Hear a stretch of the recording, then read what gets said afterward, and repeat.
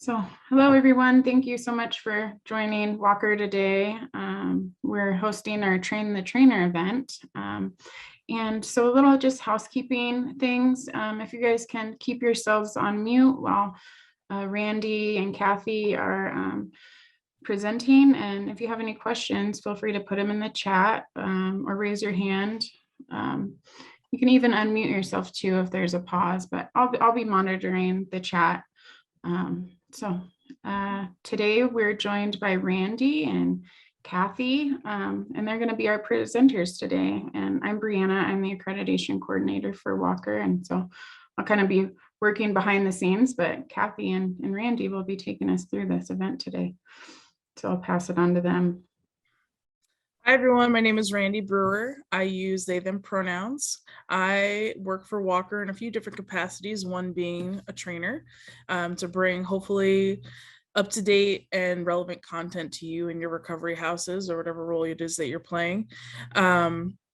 I am really excited to be here, certified peer counselor. Did I already say that? I'm just getting warmed up. So we are going to go through a couple things today, one being the shapes training. I don't know how many of you were here for the first time we did it, but we're going to go through it again, a crash course, if you will, for those of you who have never done it, and just kind of a reminder for those of you who have done it before. I'll give Kathy a moment to introduce herself. Kathy Reim. Yes, thank you. It's wonderful to be here. My background is I was a teacher in the Cedar Woolley schools for 30 years, and then I had a wonderful opportunity to be trained in mediation and work for mediation services and do other kinds of work here in the Valley. And I continue to do volunteer work. It's very exciting to be here, and I'm very grateful for the wonderful work that all of you are doing in the world. Awesome. Okay, so just to get us going, I'd love for people to put into the chat your name, your pronouns, and where you were born. It just might be kind of a fun way to see, geographically where we're all coming from. I will read some out loud in the chat. Let's see if I can do that. So name, pronouns, and where you're from in the chat.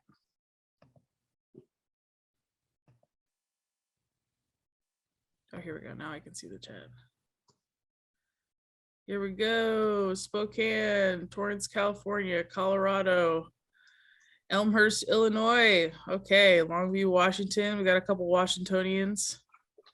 Venezuela. Okay, so Juan might be coming farther than everybody else. California, Seattle. Cool. Fiji. Wow, that's so neat. I will type mine in there.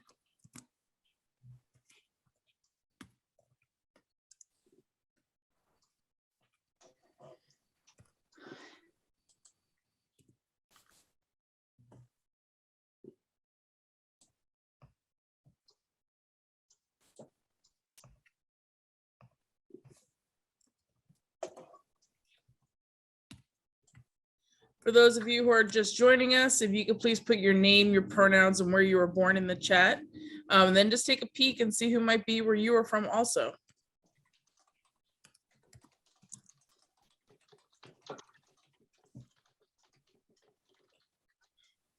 Oregon, represent. I was raised in New Jersey. Any New Jersey people here? Even though I was born in Alaska, kind of a long story, but that's where I ended up. New York, okay, woo!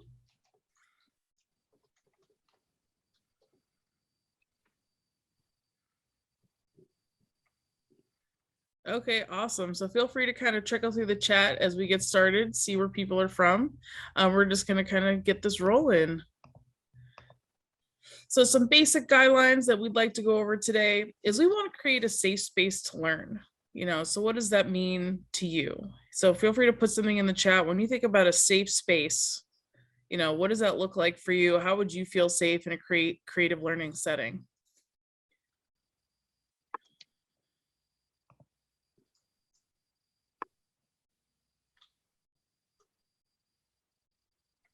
So you got people saying where they're from. That's cool.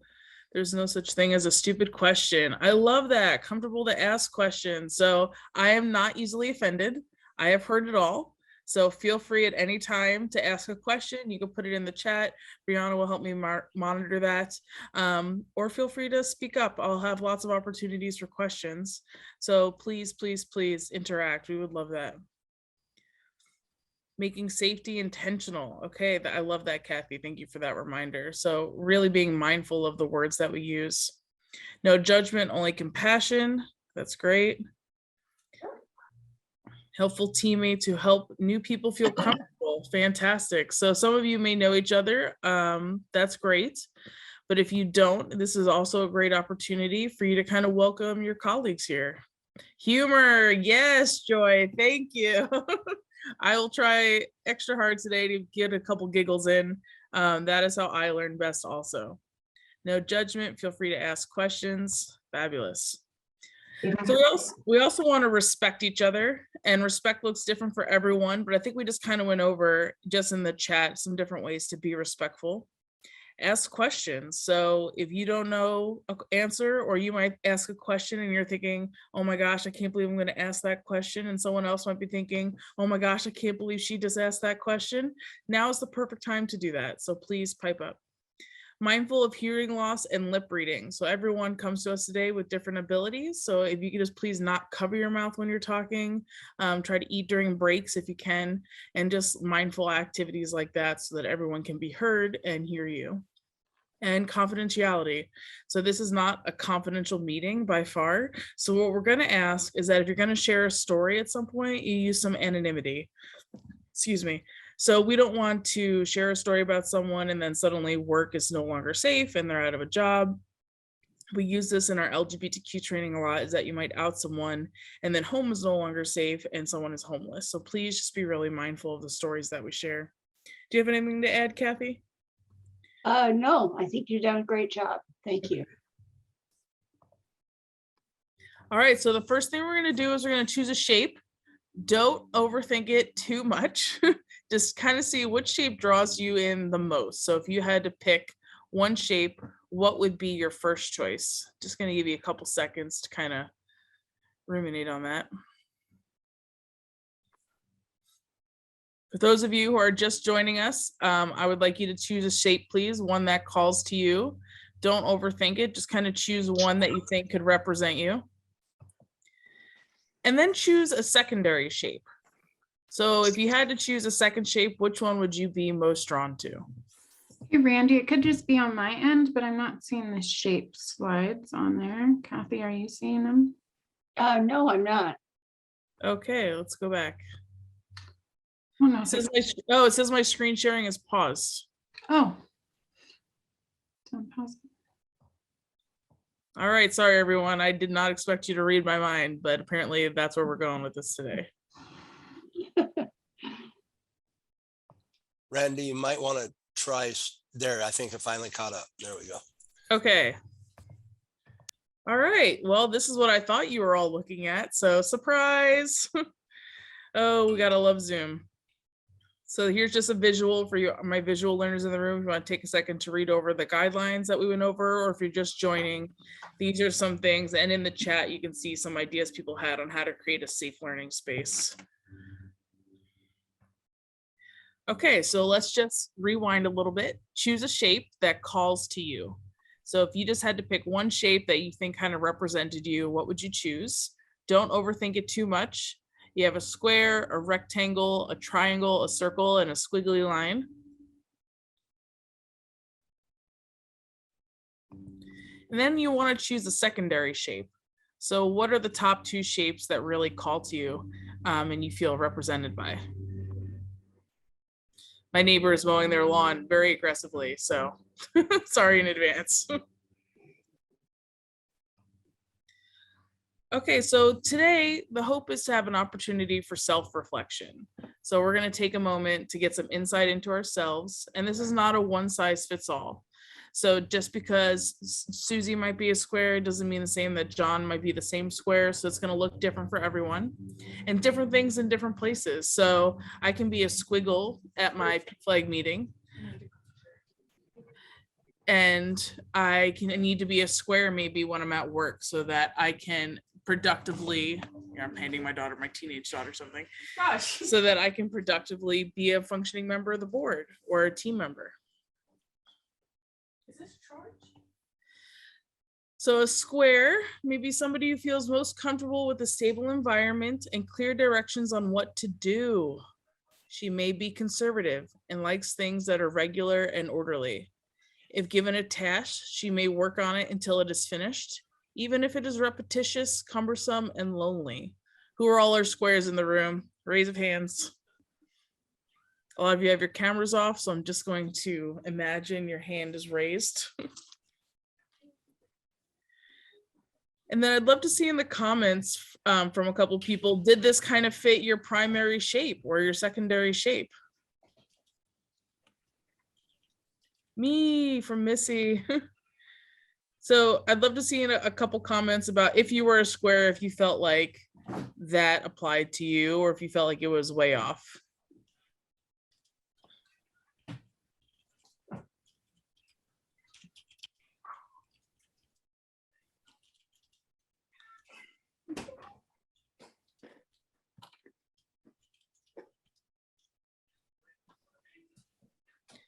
Okay, I don't see a lot of comments going in the chat, so we're going to keep moving, but at any time, feel free to drop a comment.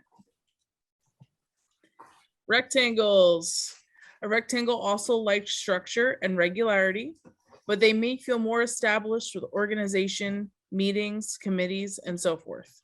This may need to be done in the proper way, taking all rules and regulations into consideration. If given a task, they will start organizing it to be sure it can be done the most systematic way.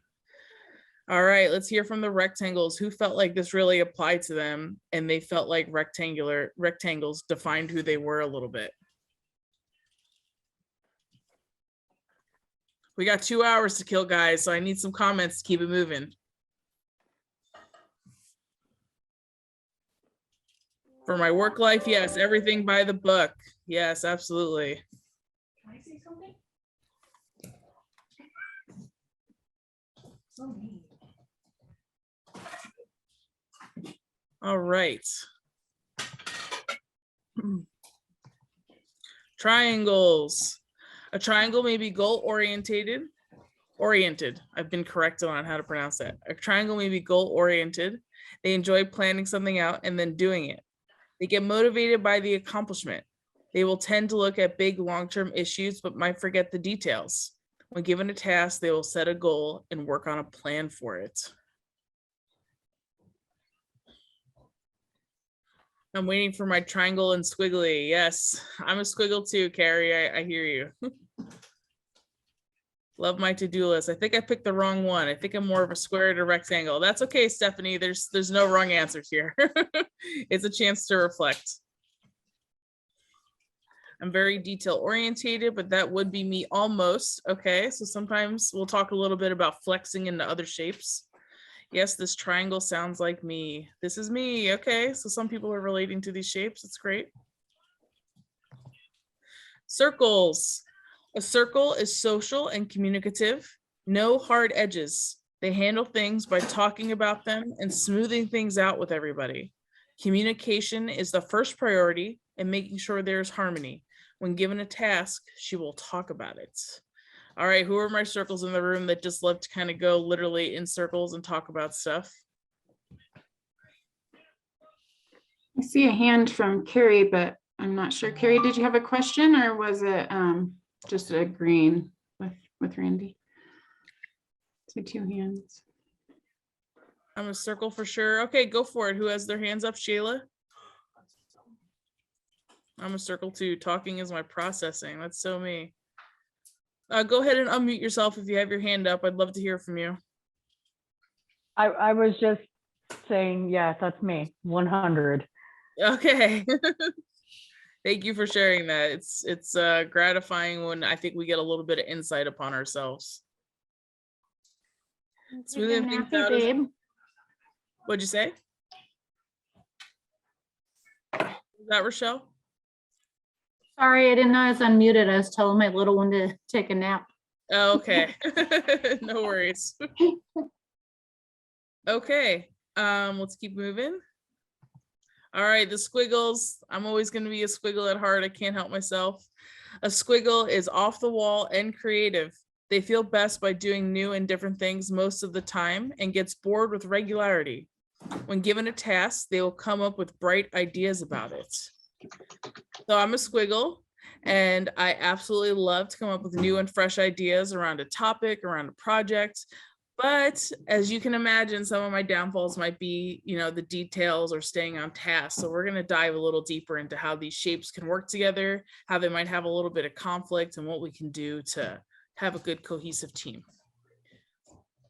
So we're going to take a 5-minute break, but while you're on break, I just want you to kind of think about these things. Is how might these shapes complement each other? How might they create conflict with one another? And this is my quote: people get tired of me being a squiggle, but what do I bring to the table? So what is it that I have to offer? Do you want to add anything there, Kathy? I think that self-awareness is such a key part of this, and we begin to observe what our style is. Again, what the strengths are, but also what those things that can work against us in certain settings. So I have found this to be very thoughtful over the times that I've had a chance to think about it. Okay, I just realized we're only about 20 minutes in. So how about we see some comments around these questions? So how might they complement each other? So you have a squiggle and a rectangle in the same room. What do you think they're going to do well together? Squiggle in a box, use the boundaries to work off of and against. Okay, yeah, setting boundaries. Absolutely, Heather. Thank you for sharing that. So how might they create conflict and how might they complement each other? Go ahead and put it in the chat now. See, Stephanie has her hand up. Go for it, Stephanie. Here, I'm going to turn on my video for you guys. Hi, guys. Hi. I was thinking when you asked the question, I think that every shape can complement each other, and it's all its own separate kind of structure. It's its own set of tools. But then they might conflict because, like, for me, I'm out on the field. I'm a recovery coach, case management. I have a lot of different roles where I need to be in meetings and be, structured. And then I got my on the go, and I think that the shapes, I am very determined and I want things to happen now. I want it now, but at the same time, that's not always productive. And so seeing it in like a shape form, it was really interesting to just kind of watch it go off like, I've never been asked that, like pick the shape, you know what I'm saying? So seeing it, I thank you for that, because it kind of puts into perspective all the different kinds of, how each individuals are when we come together. You broke up a little bit there at the end, but I think we got most of what you were trying to say. I really appreciate that feedback. And I see in the comments some people talking about, knowing who's in the room, so are we a room of squiggles or do we have a good balance? And what does that look like? Circle and triangle complement each other, as a circle invites involvement in brainstorming. The triangle offers leadership to set goals, a direction, and accomplish something. Fantastic, Susan. Thank you for sharing that. If you don't recognize who or what shape is in the room and who you are, it can cause conflict. Absolutely. My tendency is to just want everyone to follow the directions and get along. Oh, yes. Absolutely. Isn't that what we all want in a group, especially a teamwork situation?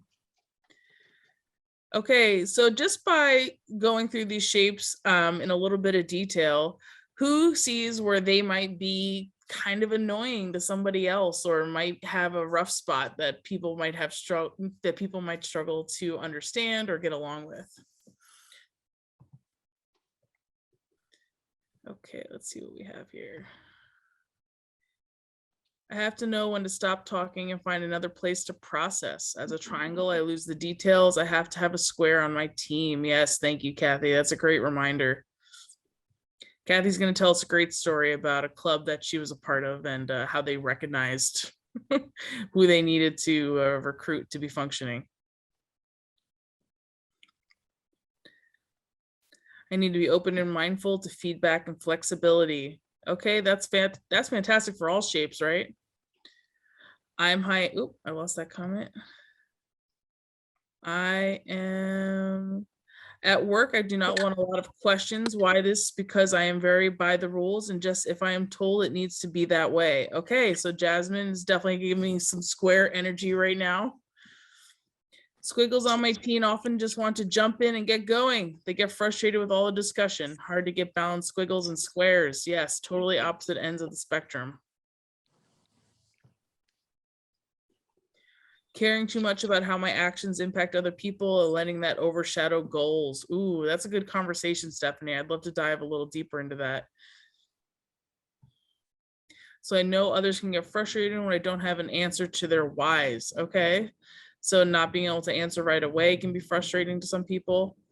I think I'm a rectangle with a circle inside. I like being structured when working. I need a clear direction of what I'm working on. All right, so knowing our strengths and what we need to do to be a good member of a team.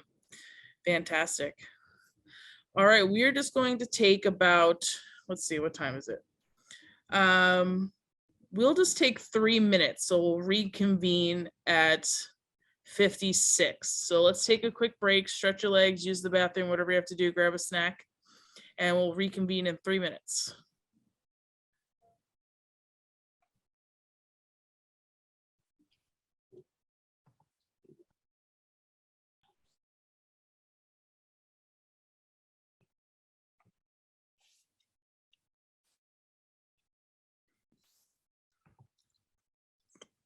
All right, we're going to come back to break with a short video.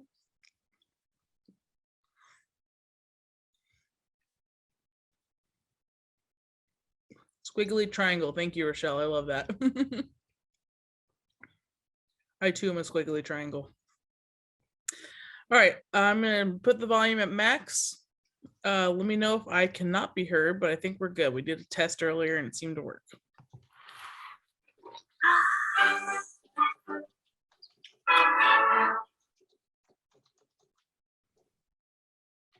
So what is empathy and why is it very different than sympathy? Empathy fuels connection. Sympathy drives disconnection.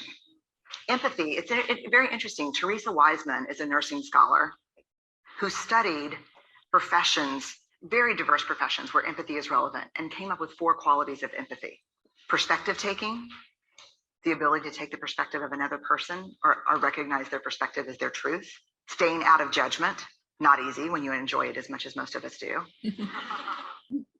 Recognizing emotion in other people and then communicating that. Empathy is feeling with people. And to me, I always think of empathy as this kind of sacred space when someone's kind of in a deep hole and they shout out from the bottom and they say, I'm stuck, it's dark, I'm overwhelmed. And then we look and we say, hey, you climb down. I know what it's like down here and you're not alone. Sympathy is, ooh, it's bad, no, you want a sandwich? Empathy is a choice, and it's a vulnerable choice, because in order to connect with you, I have to connect with something in myself that knows that feeling. Rarely, if ever, does an empathic response begin with at least. I had it, yeah. And we do it all the time, because you know what? Someone just shared something with us that's incredibly painful, and we're trying to silver lining it. I don't think that's a verb, but I'm using it as one. We're trying to put the silver lining around it. So I had a miscarriage. Oh, at least you know you can get pregnant. I think my marriage is falling apart. At least you have a marriage. John's getting kicked out of school. At least Sarah is an A student. But one of the things we do sometimes in the face of very difficult conversations is we try to make things better. If I share something with you that's very difficult, I'd rather you say, I don't even know what to say right now. I'm just so glad you told me. Because the truth is, rarely can a response make something better. What makes something better is connection.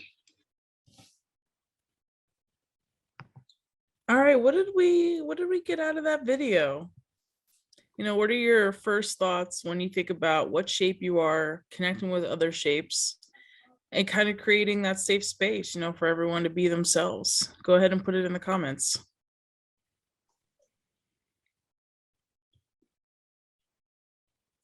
Making sure to not minimize other struggles. Oh yes, so true. That at least you don't have to always have the answer. Love that. Trust and connections. Fabulous. How do you see this video applying to how we interact with each other? Don't always have to make everything positive. Absolutely. When do you want me? Okay. Validate others' feelings.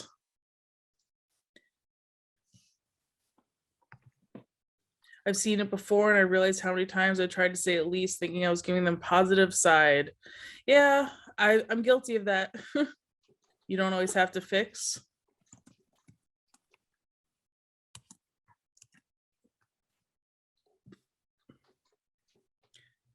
Realizing that people have different strengths and that your strengths may not be someone else's.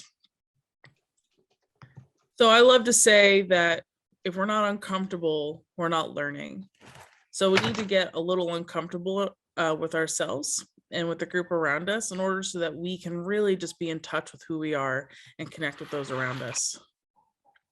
Kathy, is there anything you want to add before we dive into a little bit more of how these teams work?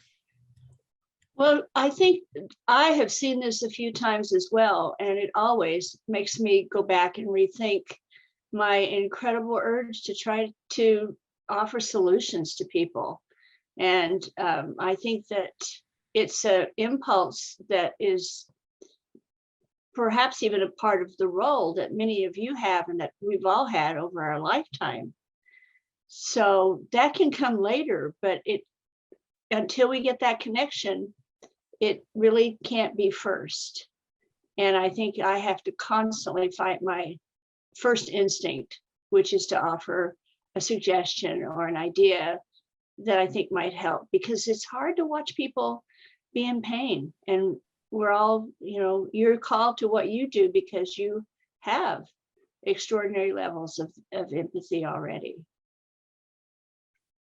Absolutely. So some of us are providing direct service with clients. Other people in this room might be supervising others or managing others, but still we need to get into that space in order to connect with those that we care about and those that we're working with. Okay, you have to meet people where they are at. Thank you, Janelle. That's one of my favorite sayings. Okay, so let's get back into a little bit of a teacher session here. The square, the rectangle, and the triangle are all convergent. They are working towards something specific and finite. They do it in a logical and systematic way, but they may be lacking in personal creativity. Let's just sit with that for a second.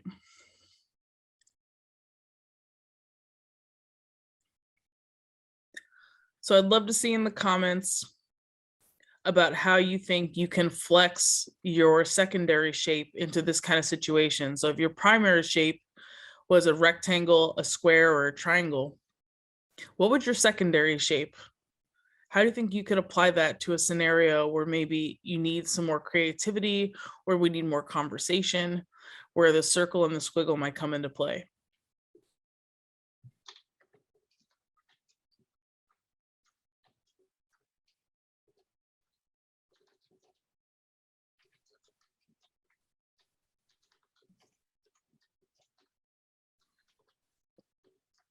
Work on thinking more outside the box and getting creative. Yeah, so just being mindful, right? Like, hey, we're a room of squares. How can we be mindful that we need some more ideas? The circle and squiggle are divergent. They are creative, extroverted, and intuitive. They will reach out around them in new areas and to other people, but may not be particularly systematic or dependable. I'm guilty of this. Taking a blank piece of paper and write down thoughts, suggestions, etc. Yeah, absolutely. So sometimes we need to just sit down and do it. So same thing applies. You know, if you're a room full of squiggles and circles, what can you do to flex in these other shapes and make them feel incorporated or part of the team?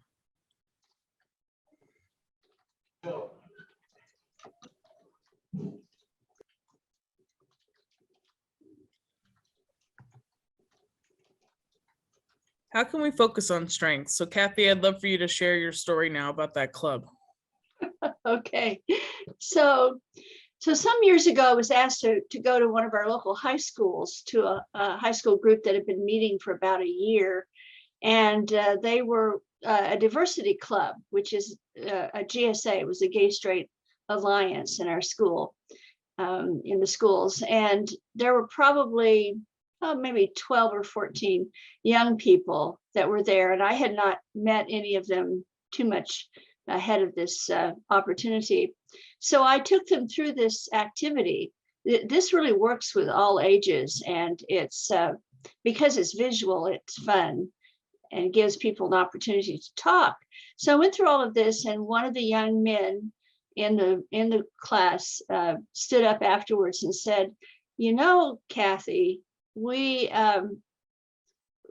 I realized in this room after we've done this assessment is that everyone in here is a squiggle or a circle. And for a year, we've been having these meetings, and they've been wonderful. And we have talked and talked and talked, and we've had such wonderful ideas." And then he took a moment to pause, and then he said, "But we haven't done anything." And the whole group laughed. And I said, "No, here we are in the school, but we haven't done anything." And then there was a silence, and someone said, "So maybe we need to recruit some triangles or rectangles for our group." And somebody else said, "So where would we find them?" And one student said, "Well, maybe the math club." So it was amazing to me that they so quickly could see what it was that they had been doing, and then what it was that they were lacking. And then I said to them, "So maybe because all of you are headed somewhere in the world where I think having some goals and being able to express this are going to help you, get into school or further your education or get the jobs you want or get scholarships that I want to help you write for.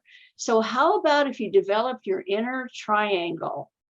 And they invited me back. I became their guest presenter over the next year or so. And we worked really hard on them developing their inner triangles. And some of those young people are still my friends today. And so I'm really honored that got to happen. So again, this is, it may seem simplistic, but I think it is a real pathway into some insight for folks. And I hope that is what would be the case for you as well. Okay. Oh, there's my image of focusing on strengths. So what Kathy shared, and I just kind of want to recap, is recognizing that sometimes we need to invite others into the group, right? Or having people flex, like she said, their inner triangle so that we can function. How can we recognize our challenges? So I love this quote. It makes me laugh. It doesn't necessarily apply to you, but it takes humility to acknowledge that you suck at many things and excel at only a few. So this personally just applies to me. I like to recognize all the time when I'm not doing great at something and recognize my strengths and things that I am doing well. So I'd love to see in the comments right now, what can you do to kind of recognize a challenge? So what would work for you as far as being like, hey, this isn't working, or I'm having trouble communicating with someone else. Carrie, you're going to get the slides of all the shapes, so you will be able to review. Except that I'm not perfect and ask for help. Thank you, Candace. Oh my gosh, so true. What she said, yes. Just trying and not giving up. Okay, persevering through it. I like that, Stephanie.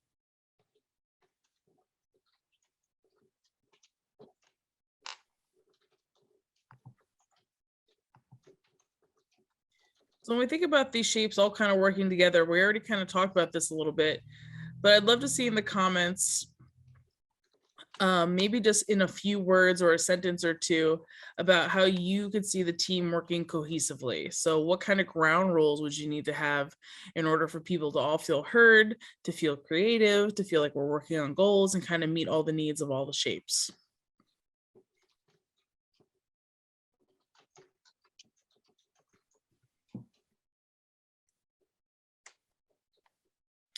Being mindful that timing is important to catch the best moments to flex my style to others. Yes, so flexing our styles.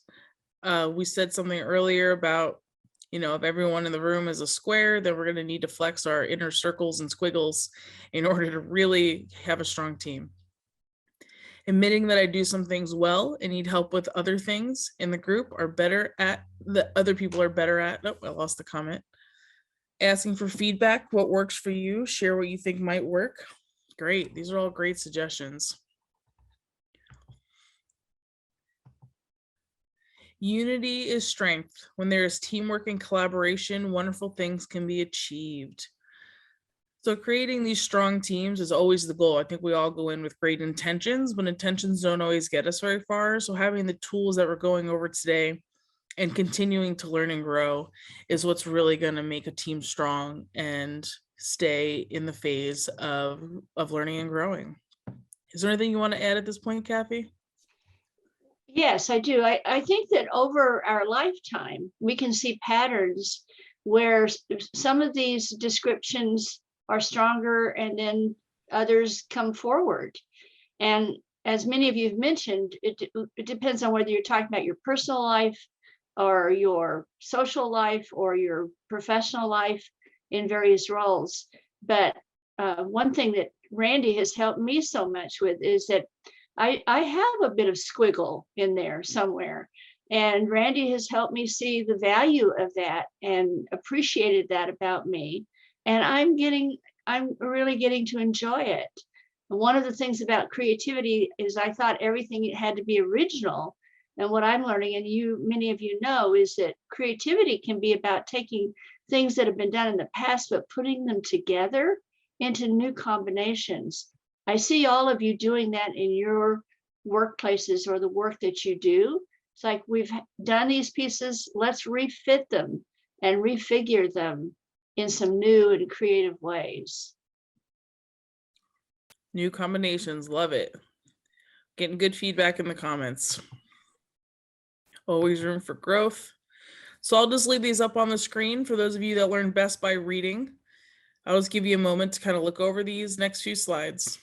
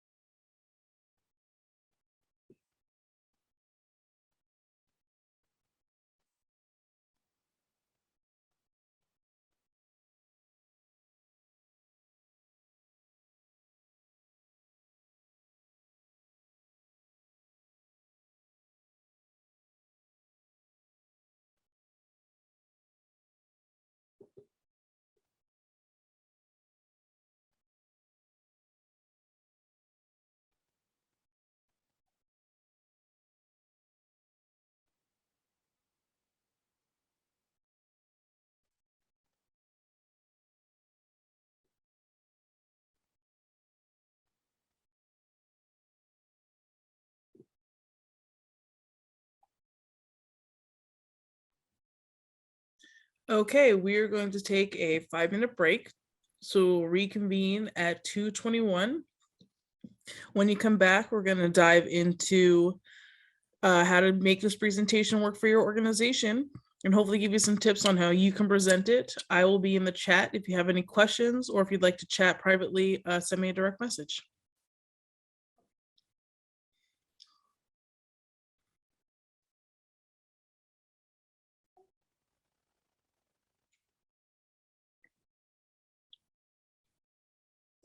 All right, we're going to keep moving along.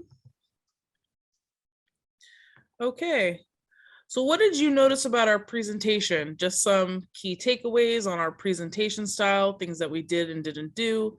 I have a list here, but I'd love to hear from the group first in the chat about just things that you noticed about our style and how we presented.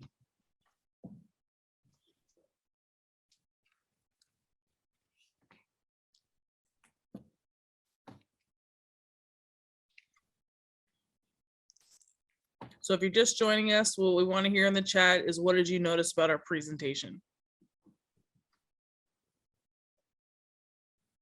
Something about our styles, things that we incorporated, things that we didn't incorporate, just things that you took notice of. Thank you for noticing the new notice. I really enjoyed the interactions with the presentation and the group. Fantastic. So an interactive presentation. It's diverse and allows individuals who learn different to understand. I came late, love the interactions, encourage group participation, adapted to different learning styles. Yes, visual, verbal, and interactive. Starting with the shapes was helpful. Fantastic. So we're going to go over a few things that I listed here. So we did introductions and icebreakers. Guidelines, it says rules, but I mean to say guidelines there. Gather the wisdom in the room. Empower you to create strategies, stories, styles, time for questions, consistent content, different learning styles, summary, offer follow-up. So these are all things that we hope to incorporate in today's training. In the comments, I see group participation, visual and verbal, good explanation of learning styles and ways in receiving information. Thank you for that feedback, Teresa. We appreciate that. So now we're going to go through one by one in the different slides about, in my humble opinion, what makes a good presentation. So let's move forward.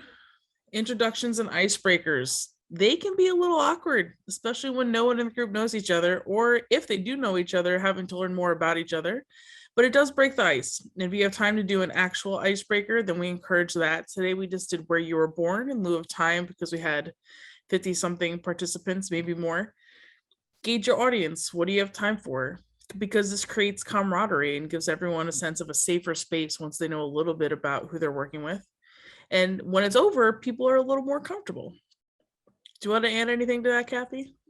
No, and I think the challenge that all of you are saying is, how do we do this in Zoom as opposed to what we could do in person?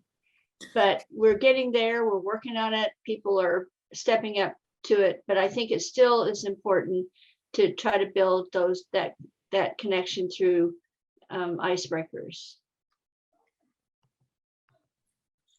Gather the wisdom in the room. Training information is not the end all be all. We want to offer opportunities for experience and observations to be captured, add feedback to the culture and content of the presentation, and be flexible. So one way that we gather information for the next trainings, kind of a pay it forward practice, is when this is over, you guys will all get a little pop-up on how to do a survey. We get a lot out of these surveys. It helps us improve. It helps us grow. We love constructive criticism so that we can continue to change and learn with you. And being flexible as we go. So people are going to ask questions or make comments that maybe you're not expecting.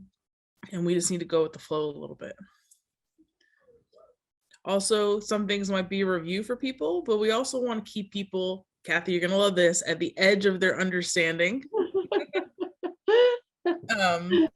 So that they are still learning with us. So if everything is just review, then you're not going to get a lot out of this. So our goal is always to keep you right there, just continuing to learn. We want you to create your own strategies. So if any of you here are managing people or supervising people, people buy in when they see their ideas being reflected. So if someone has feedback or suggestions and they see those being implemented, they have a little more skin in the game than they did before. Successful managers offer to make your job easier.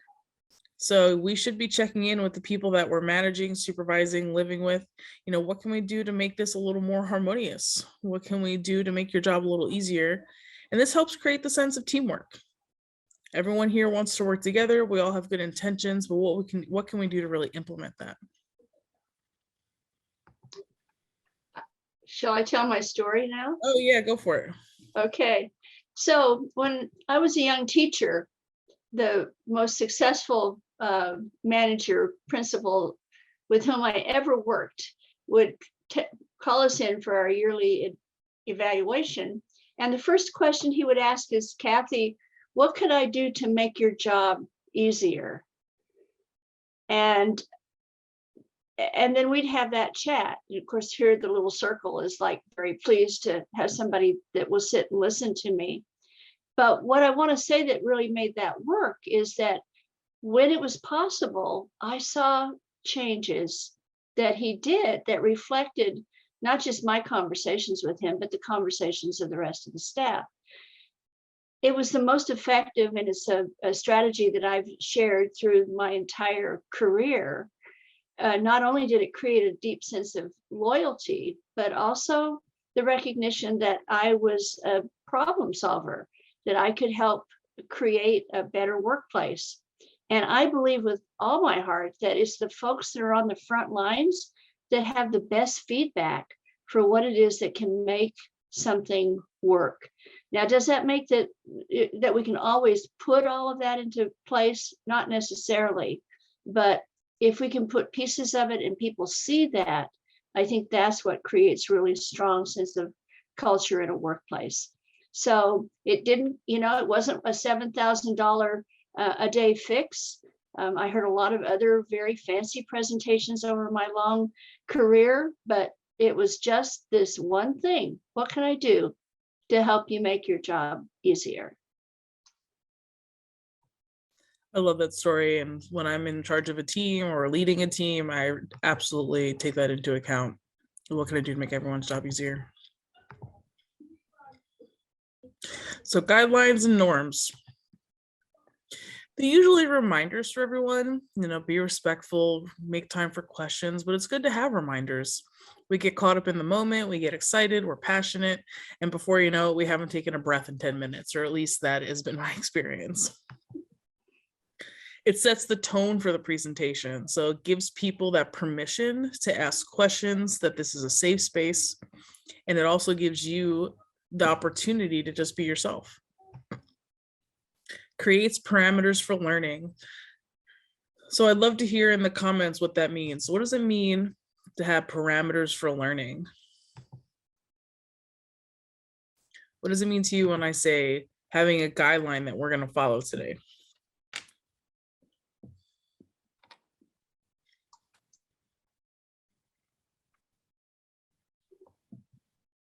Structure. Yes, thank you, Stephanie. With structure, staying on task, we know what to expect. A meeting agenda, more structure, fantastic. Having boundaries. Ooh, Rocio, I love that. Yes, smiley face on boundaries. So good, so good. Okay, we are just trucking right along. Be gentle when someone breaks one of the guidelines, and how can we do this? So what Kathy and I discussed when we were working on some content development is someone will try to share a story in the middle of a slide, and then suddenly we've been derailed for 20 minutes and we're not on track anymore. So having those boundaries to gently say, I'm here for follow-up if you'd like to have this conversation privately, or we're going to save stories until the end. Stephanie says positive reinforcement. Yes, we do want to hear your stories. We do want to hear your questions, but we have some structure to the presentation on when it's time to do that so that we can get all our information out effectively and not derail the entire presentation. Sharing stories. Why is it helpful to share stories? Put it in the comments before we chat about it. Why is it helpful to share a story? We watched that little video about empathy. Helps us relate to learning, connection. These are great comments. Helps build relationships. We get to learn. Helps people connect with people. It's more memorable. Reminds us that we are not alone, and it builds trust. Wow, these are really great.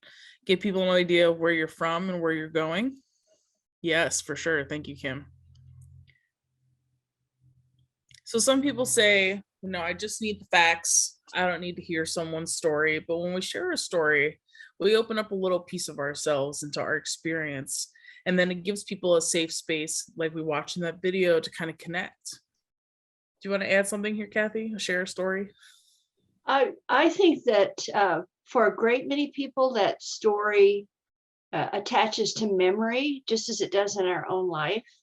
And you're welcome to share stories that you've heard here. Again, you can just say, I heard a story about how this works. And I think that that can be again, a humorous and fun and safe way to get an idea across. And it's attached to the variety of learning styles that we're discussing. Okay. Find your own style.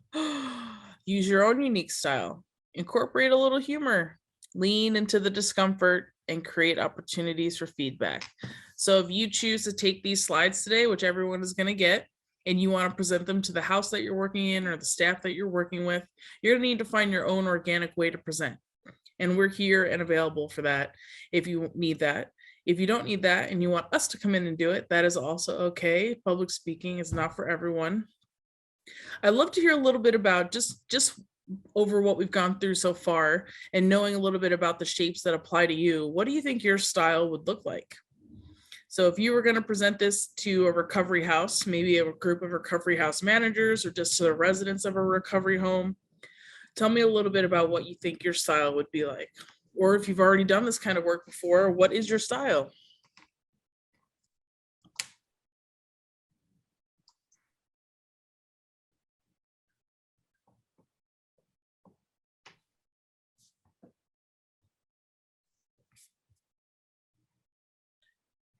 So please put in the comments about your presentation style based on you knowing what shapes you are now in this presentation and the information we've had to offer.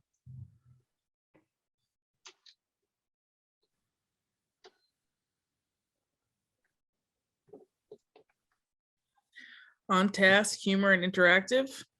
Incorporate humor into the conversation. Okay, I'm seeing a theme here.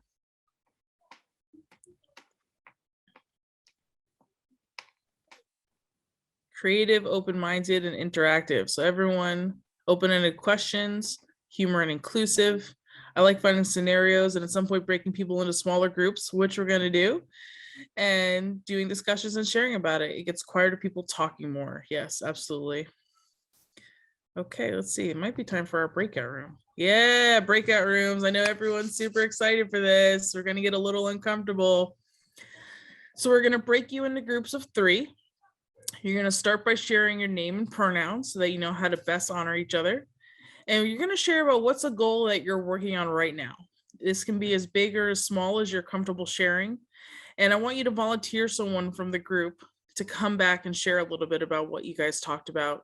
Maybe things that your goals had in common, ways that your goals were different, other conversations that you were able to have around supporting each other. Does anyone have a question before we break into breakout rooms?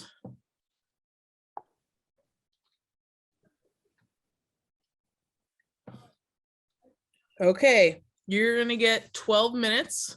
So that's 4 minutes a person. Name, pronouns, and a goal that you are working on. Go. All right, should have a link that pops up for you to join.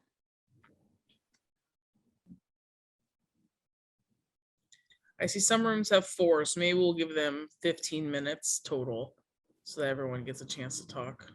Okay. Yeah, I think it was uneven on the number.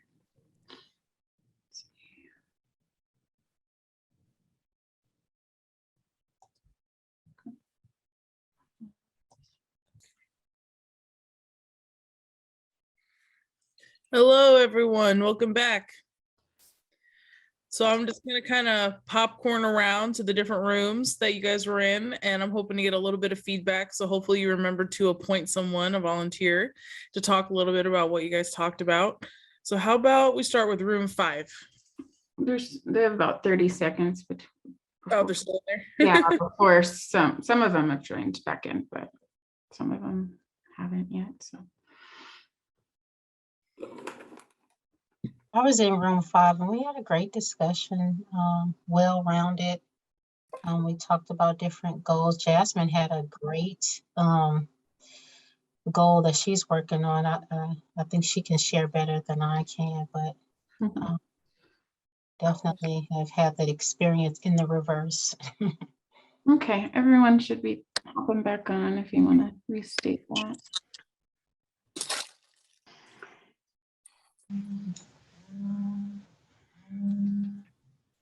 All right, so for those of you that are just joining us again, we're looking for some people to report back. We just heard from room 5, so let's hear from room 3.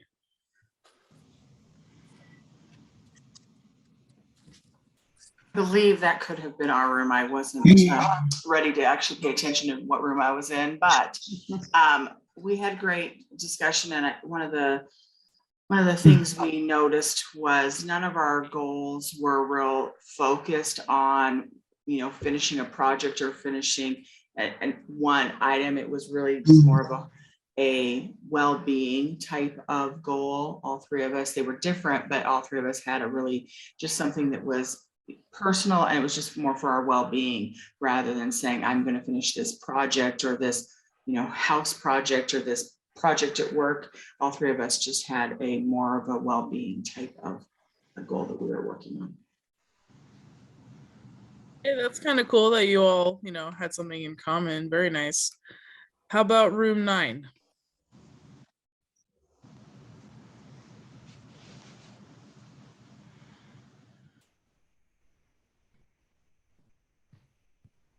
I'm not sure if we were 8 or 9. This is a separate case.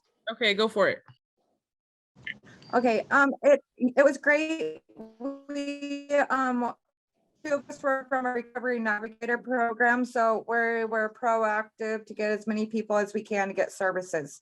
And then one of the other ladies, she said that she builds programs and communities for people who are in the marginalized community to reach those who have barriers and then break those barriers, and talking to like stakeholders and politicians and up on the higher level. So I think altogether it was like we respect the community and the community members, and we hope that we can just help those who wouldn't normally be able to access services get services. Very cool. How about room 8?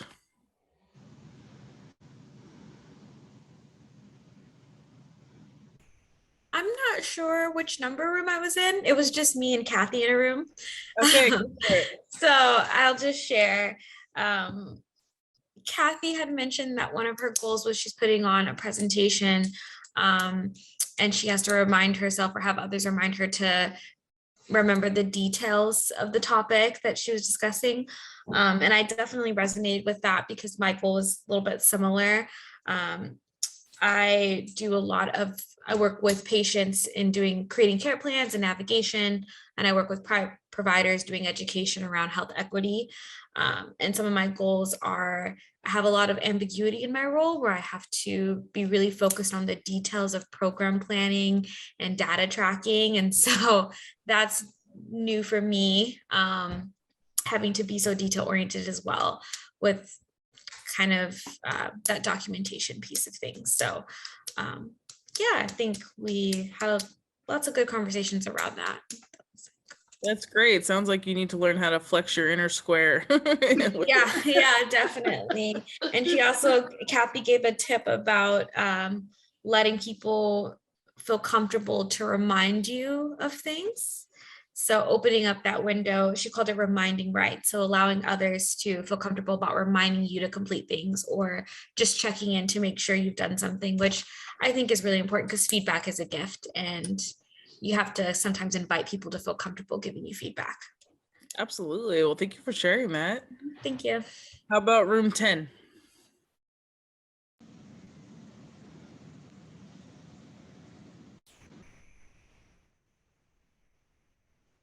Hello, I'll speak with for room 10. I was with April and Maria. Maria had to leave early. So basically we talked about the difficulties that we're experiencing and how that's creating stress. And basically looking at how to work through some stressful situations for sure. I think we came to an agreement that we would collaborate and hold others accountable within our teams, and as well as solicit support. The major, the main thing was that we all need each other. So that's what we came to agree on, is that we basically all need, in order to succeed, we really have to collaborate and work together. So that's basically what we came to. Yeah, thanks for sharing. That's fabulous. Okay, room 1. And I'm representing Kim and Rochelle.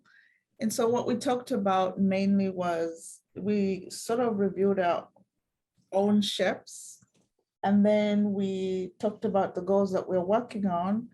Mine was onboarding a new employee and helping the person understand our program and also the policies and how best we can support the people we work with. And then Rochelle has a goal to support her team to be more, I think, to feel more heard, and also she wants to be more flexible in supporting them. And I do believe she said she's a squiggly line, and so she's struggling to find out how she can best articulate the need for making them feel heard, because sometimes within her work, there are instances where while you're supporting people maybe to treat their drug addiction or drug use, sometimes there are other challenges they're facing that are more pertinent than what you think they need. And so trying to understand and navigate that can sometimes be a challenge for her team sometimes. And so she's working on navigating that. And then Kim is working on being more communicative, and she would like to be able to not be on the sideline and just being quiet, but also be able to speak up and communicate a little more. Well, thank you for reporting back. Sounds like you guys had some really good conversations. Thank you for sharing. Okay, how about room 7? Hi, I'm Cindy. I was in the break room with my coworker. We're a recovery navigator program. We're just getting the tools for our toolbox and getting connected with resources. And hopefully we'll be having our feet on the ground in May. So wow, that's exciting. Yeah, we're all team with lived experiences, so we're learning the other side now. Cool. Well, I wish you the best. Let us know if we can support in any way. Thank you. Okay, how about group 4?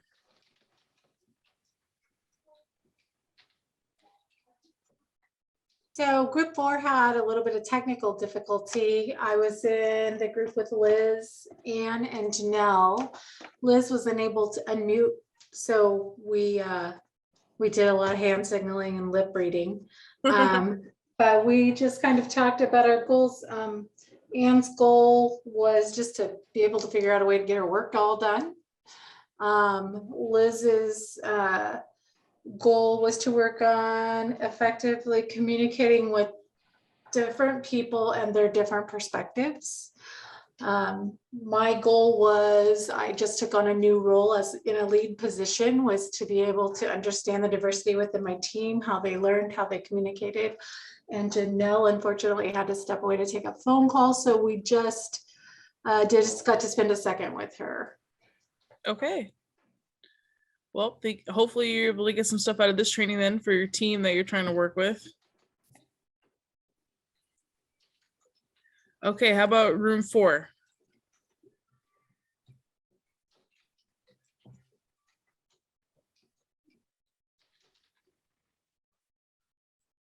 We were room 4. Okay, you were room 4. How about room 6?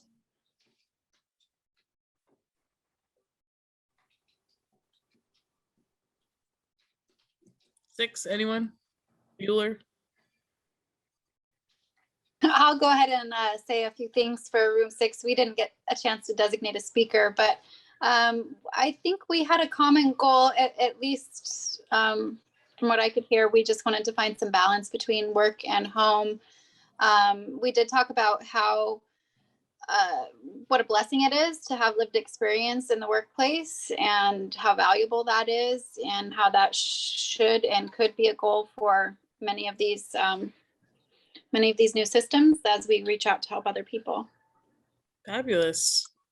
Okay, how about room 2?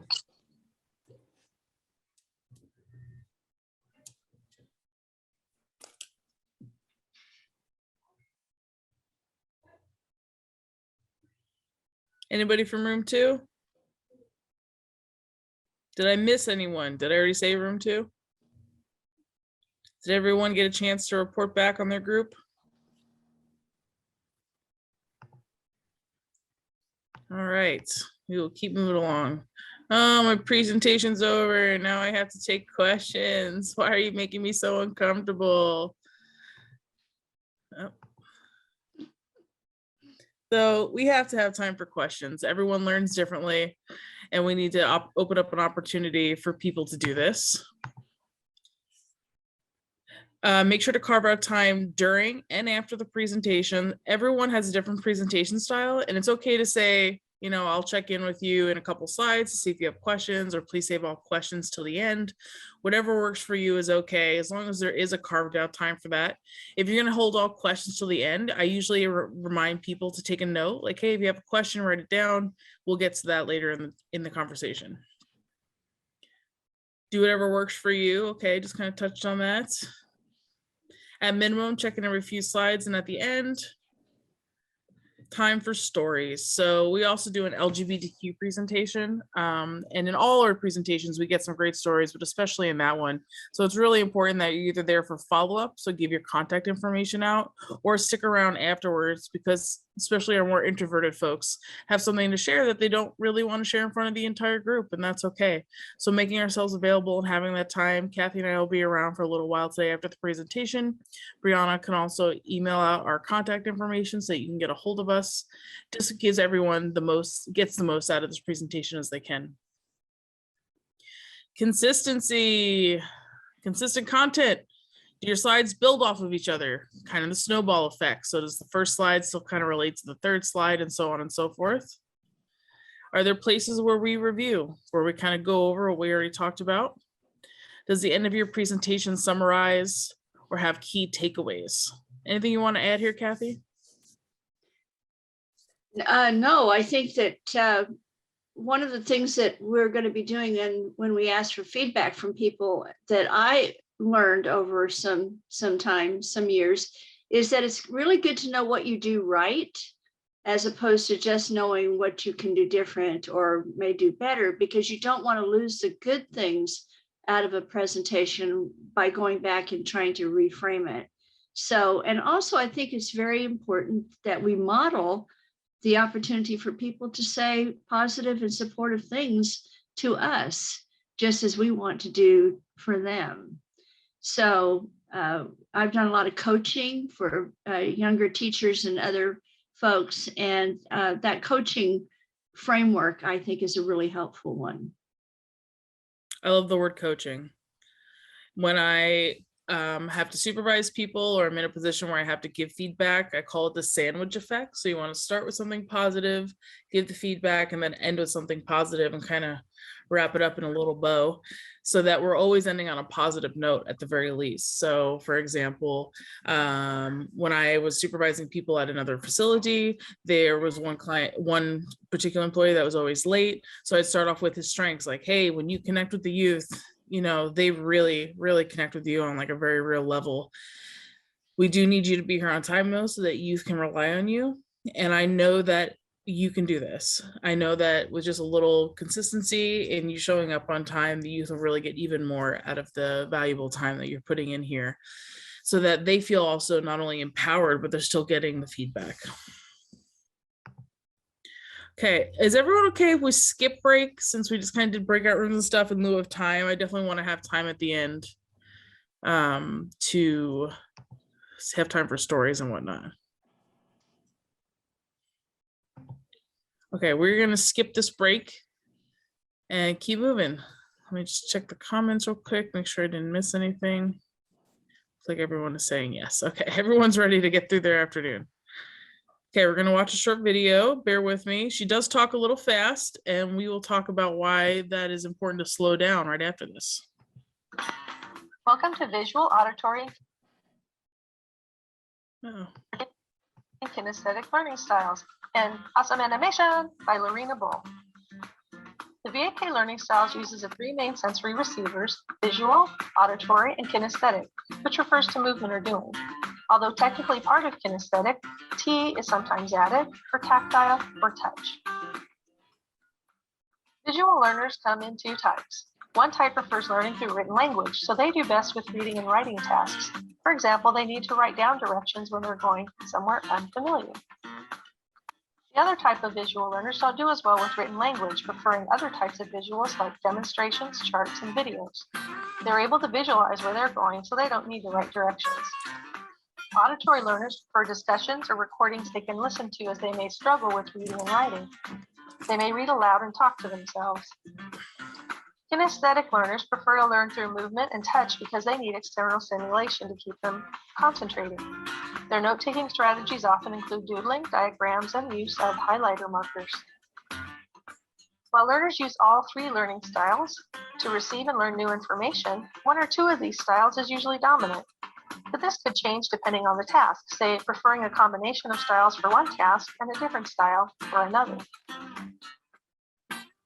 Our learning style is often forced upon us through life like this. From kindergarten through third grade, new information is presented kinesthetically. Grades 4 to 8 are visually presented, while grade 9 through college and beyond is primarily auditory through lectures. According to VAK theorists, information should be presented using all three styles to allow all learners the opportunity to become engaged. So how do you learn best? Go to the link below to take the VAK Learning Styles Survey. All right. So this was just kind of a brief, fun way to look at different learning styles. What did you guys notice about the video? I mentioned something in the beginning that she does talk a little fast. So if you notice that or something else, can you put it in the chat now? So just put in the chat something you noticed about the video or something you got out of it, or if there was some new information here or just something you noticed about her presentation style. A lot of visuals. Yeah, Kim, great for the visual learners. Music in the background, okay, maybe good for the kinesthetic learners, get you moving a little bit.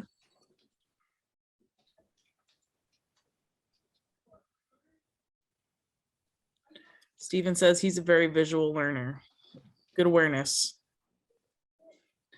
I'm not sure if it's 5 or 6 learning styles, Serena. We'd have to do a little digging. Kathy says a visual person went too fast for me. I like to linger over the pictures. Yeah, she was a little fast in her presentation.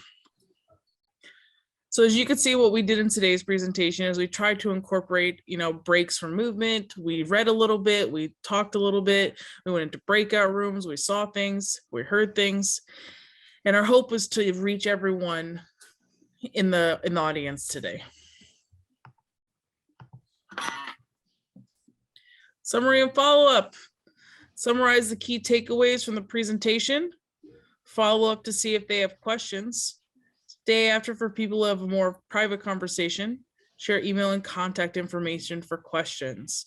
So again, this is all kind of review, but I did want to go through the steps one by one on what makes a good presentation. Kathy, do you have anything to add? Yeah, somebody in the chat mentioned that they understand that there's like 5 or 6, 7 different learning styles. There's a great many more than what this is kind of the core of that idea, but you know, we invite everybody to do additional research, and we're actually learning all the time with the new brain research that we've been doing the last few years. We're learning a lot more about all of this as we go. So staying up to date with it is very exciting. Yeah, absolutely. Okay, we have reached the end of our journey today. First, I just want to say thank you to Kathy, you know, for being here to co-host with me. Thank you to Brianna for doing all the behind the scenes work. I could not have done this without you.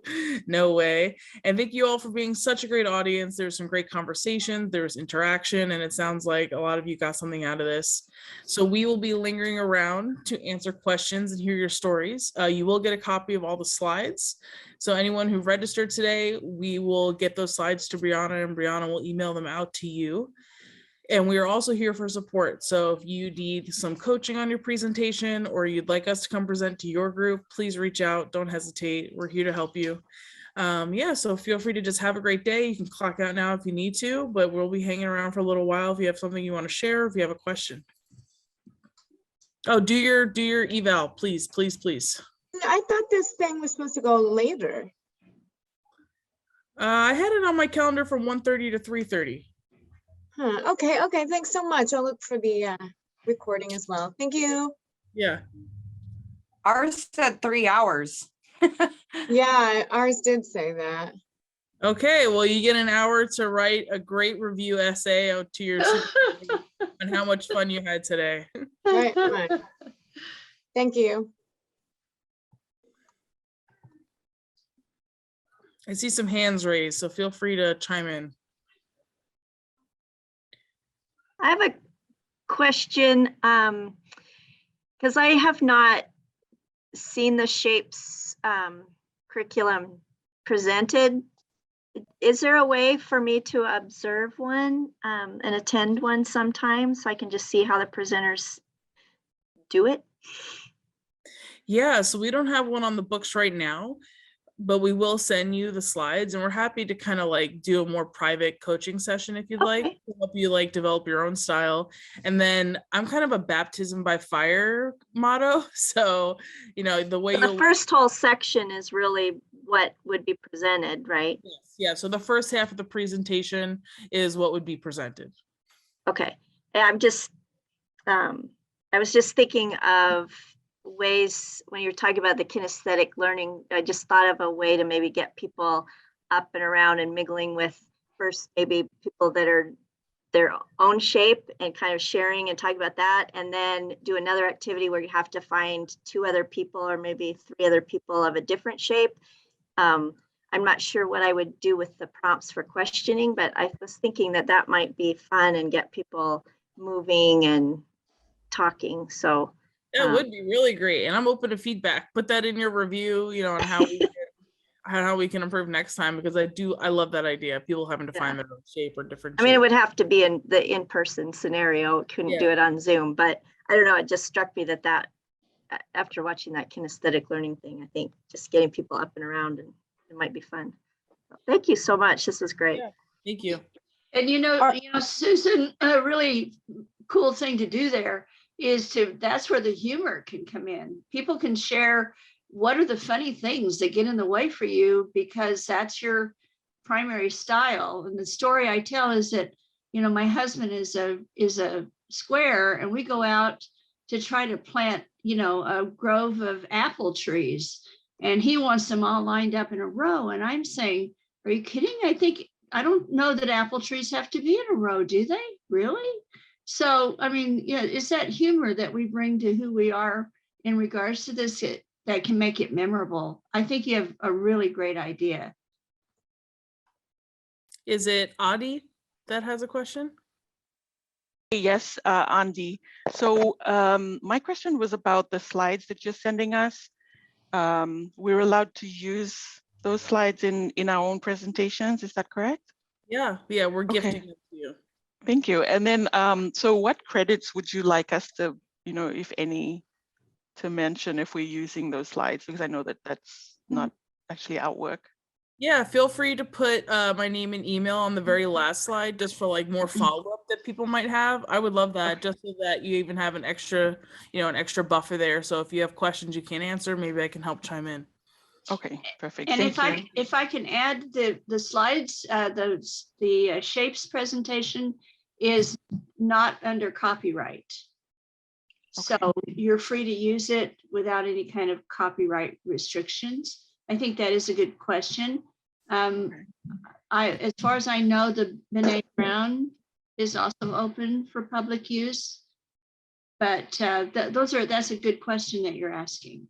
Okay, and then just one last question was about modifying it. Like I know that we, using it exactly as is, or are we able to modify the design and things like that, like the background? Yeah, take it and run with it. I mean, I feel like, our hope today is to just inspire you guys to really like have some tools for your own recovery houses. We're here for feedback, if you want to change it and tweak it, and then you want to meet in a Zoom maybe and bounce those ideas off of us, we're here for that too. Okay, thank you. I really enjoyed today's session. Thank you. Thank you. You're welcome.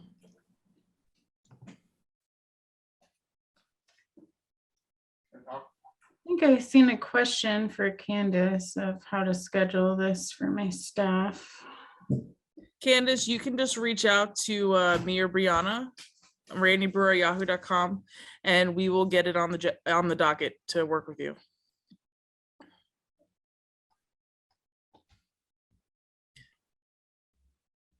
All right, so see, we have a couple participants lingering. Does anyone else have a question that they want to ask or a story that they'd like to share?